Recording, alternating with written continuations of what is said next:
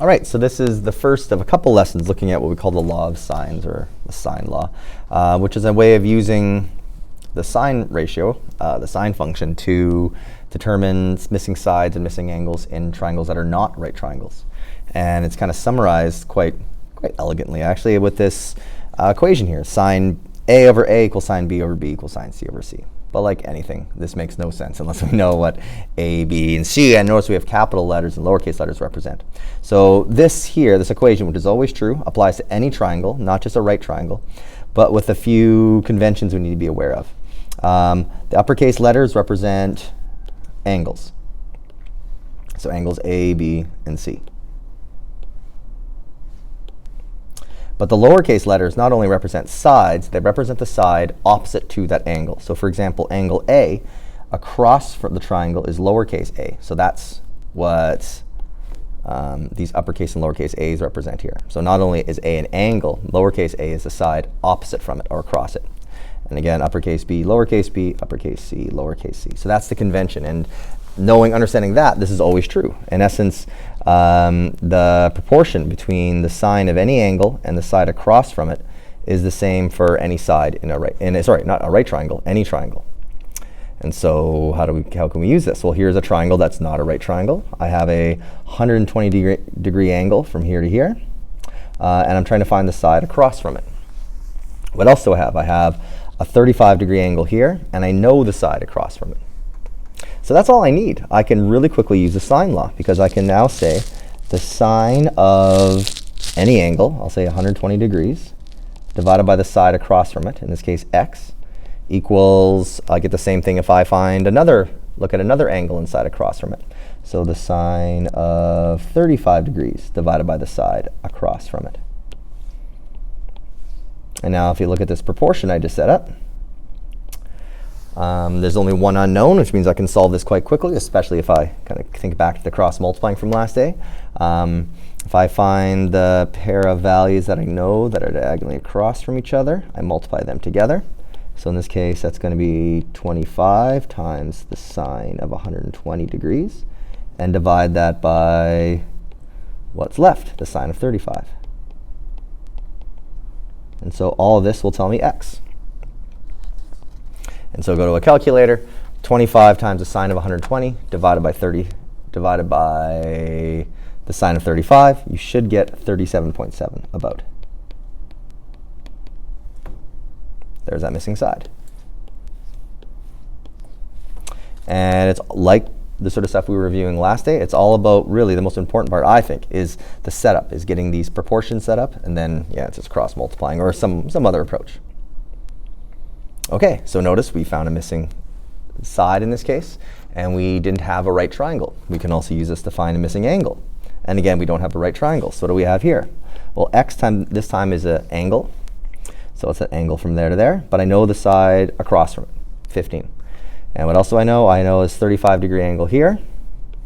And I know the side across from it. So again, now I can set up my ratios. And I can say the sine of x over 15 equals the sine of 35 degrees over 18. And like I said, the sine of any angle divided by the side across from it will be the same for no matter which side of an angle you look at in any triangle. And again, we have our unknown right here, but I can cross multiply. So first I found the values that are diagonally across from each other that I both know. So in this case, 15 and sine 35, and I multiply those together, 15 times the sine of 35 degrees, and I divide that by the value that's left, which in this case is 18. So divided by 18. And that will be not x, that'll be the sine of x. Oop, hope so I can write this down properly. All right, so how do I solve for x? Well, I would go to my calculator and type all of this into my calculator. 15 times the sine of 35 degrees divided by 18. And not surprisingly, you'll get a fairly messy decimal. I get about 0.47798. But again, that's not x, that's the sine of x. And so how do we find x? Well, just like in what we reviewed last day, I know the value that comes out of the sine function. I don't know the angle that goes into it. So I need to use the inverse of sine. And so the inverse of sine at 0.47798. Or, if I wanted to, I could have skipped decimalizing this step here, and I could have typed the inverse sine of all this right here. The inverse sine of 15 times the sine of 35 over 18. It all depends how confident you are typing increasingly complex expressions into your calculator. That's it. The inverse sine of this decimal will tell me x, and I should get about 28.6 degrees.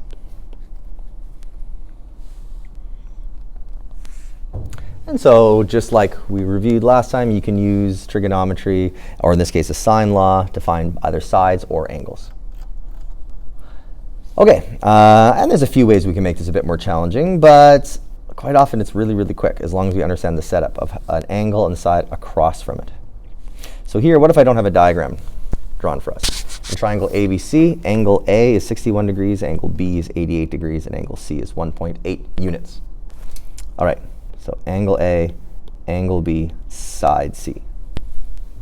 So I want to sketch triangle ABC, and then I want to find the lengths of A and B. So first, let me make a sketch. Now, my sketch of triangle ABC is just going to be a triangle. I'm not going to worry too much about making it to scale, so I'll draw, I don't know, draw some sort of triangle. What do I know about this triangle? Well, I know the vertices, the corners are A, B, C. So I'll just kind of go A, B, C. Doesn't really matter. Okay, angle A is 61. So if I put angle A right there, I know this is 61 degrees right here. Angle B is 88 degrees, so I know there's 88 degrees right here.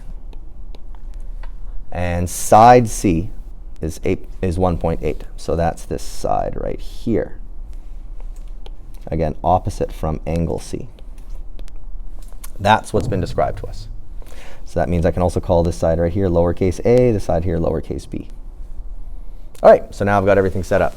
So let's find this lengths of sides A and B. So A, B. Doesn't really matter which one I want to find first. Let's be unoriginal and try to find A first.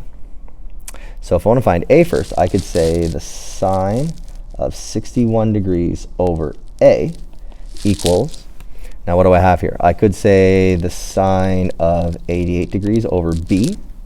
But I have one equation with two unknowns. So let's try something else. I could say equals the sine of angle C over 1.8. But again, I have two unknowns in one equation. And it's not possible to solve and get a definite answer for A and C if I have two unknowns in the same equation. So how can I approach this? Well, what I have right now is actually a good setup, as long as I just remember a little bit of elementary school math, and that is that angle C I can figure out really, really quickly, because any triangle has, the interior angles of any triangle add up to 180 degrees. I don't care what kind of triangle you have. So angle C, while I don't know it immediately, I can figure it out by going 180 degrees minus 61 degrees minus 88 degrees, and that will tell me angle C, which is 31 degrees. And so I'm going to change that C there to 31 degrees. Now I can solve this. Now I can find side A quite quickly. And so again, at this point, I'm almost done actually finding A. I would cross multiply these two together. 1.8 times the sine of 61 divided by the sine of 31. So A is going to equal 1.8 times the sine of 61 degrees divided by the sine of 31 degrees. And if you do that, you should get A equaling about 3.1 units. There's part of my answer. And now let's find B, side B. And so I will start with the sine of 88 degrees over B equals, and now I can choose. I'll go back with, I'll use angle C and side 1.8 again. So the sine of 31 degrees over 1.8, although I could have used angle A and side A if I wanted to, and I should get the same answer.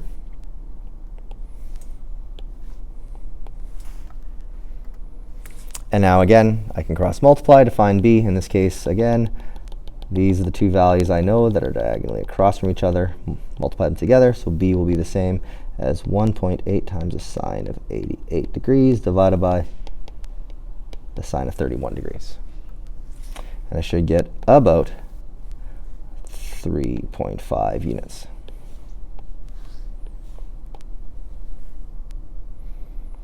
So keep in mind, in this case, it maybe looked like I was kind of stuck for a bit, but just remember this one key and basic fact about all triangles. The interior angles of any triangle always adds up to 180 degrees. All right, so as a final problem, you know, I got an oblique triangle. Just means I have a triangle here that has an angle that's more than, you know, in this case it's more than 90 degrees. But the key is this is not a right triangle, but I want to find the area. And again, area is base times height divided by 2.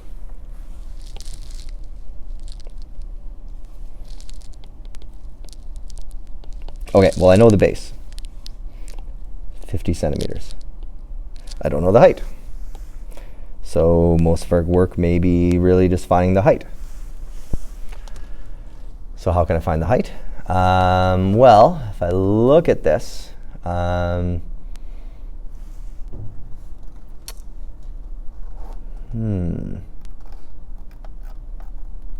sorry, I'm looking at my own work, but I don't quite understand it. Can't read my own writing. Anyways, I'll just look at this. If I want to find the height, you may be tempted to just focus on this triangle right here.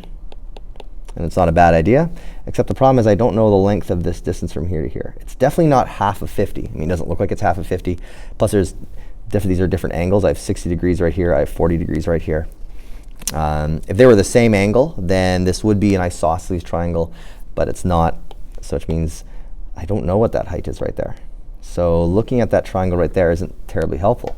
And if I try to look at this triangle right here, I have the same issue. I know an angle, but I don't know any of the sides. All I know is, yes, this side here plus this side here adds up to 50, but there's so many ways that can happen. So it seems like I'm stuck. But I'm not. One thing I could figure out is I could figure out this length right here. Or I could figure out this length right here. If I can figure out one of those, then I can actually find out the length of the height. So let's find the height, the length of this side right here. I'll call this x.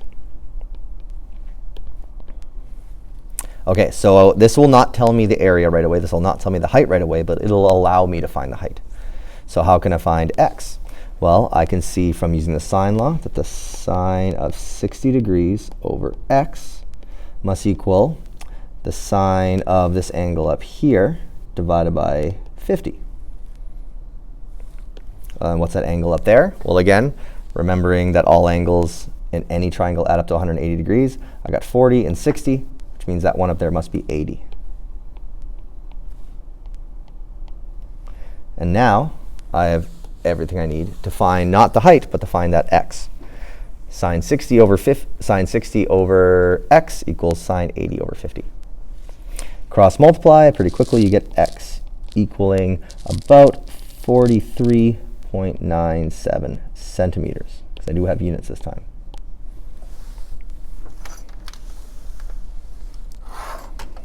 All right, so now that I know that's 43.97, now I can go back to what I was talking about before, where I can break up this oblique triangle into, you know, one of two different right triangles. I'll focus on this one that I'll highlight in yellow right here, so I can focus on this triangle here.